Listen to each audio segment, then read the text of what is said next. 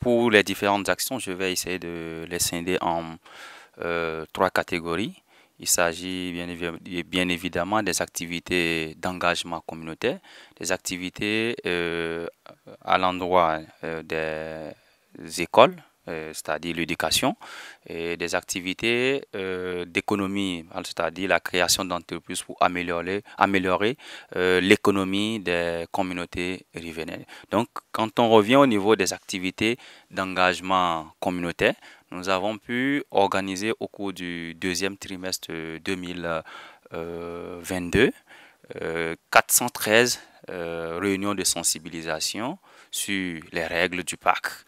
Et à ces différentes réunions, il y a environ 10 000 personnes qui ont pu participer à ces réunions.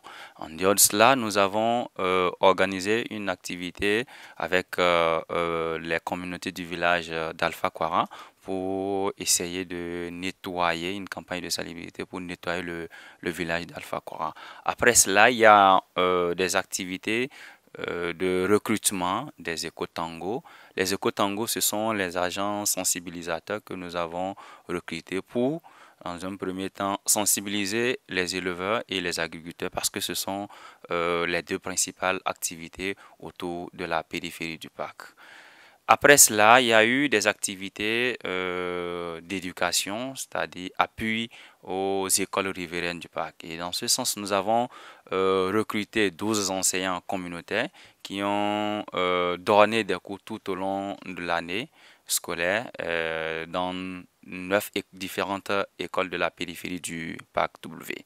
Et en dehors de cette activité, il y a eu également des séances d'éducation environnementale et au cours du trimestre, nous avons pu organiser au total 62 séances d'éducation environnementale au profit de 2800 écoliers riverains du parc et 88 enseignants riverains également. En dehors de cela, nous avons travaillé avec les collèges riverains du parc où nous avons installé des clubs faunes, c'est-à-dire des clubs qui vont se charger des activités d'éducation à l'environnement auprès des autres écoliers.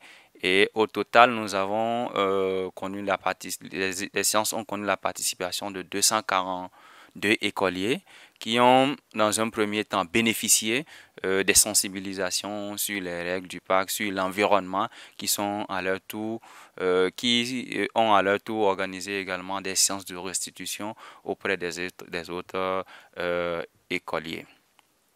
Toujours en termes d'activité d'appui aux communautés riveraines du parc, nous avons également organisé des séances de renforcement de capacité des apiculteurs et au total nous avons formé 30 apiculteurs sur les techniques modernes en apiculture. Ils ont pu produire, fabriquer et installer 100 ruches et 50 ruchettes. Ce sont des ruches qui sont installées à l'intérieur du parc pour permettre de produire le miel biologique qui a plus de valeur sur le marché national et international.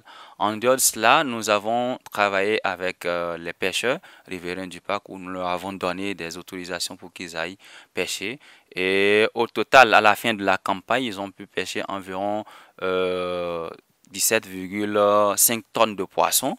Et en termes de revenus pour ces riverains, ces pêcheurs-là, c'est environ 22 500 000 francs que ces riverains pêcheurs ont pu bénéficier après la vente des poissons pêchés. Et c'est au total environ 101 pêcheurs, 101 bénéficiaires au total, soit à raison de 77 pêcheurs et 24 mareyeurs.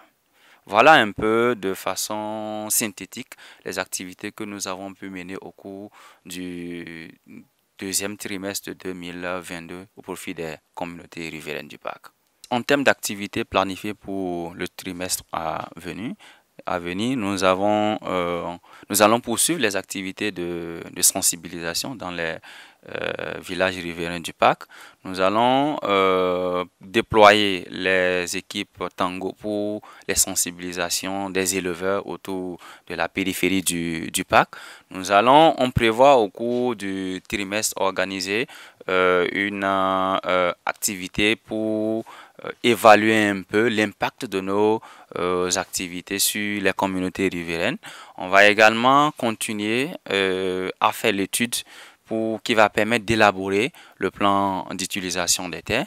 Et en termes d'appui aux écoles riveraines, on compte apporter du matériel didactique aux écoles riveraines du parc.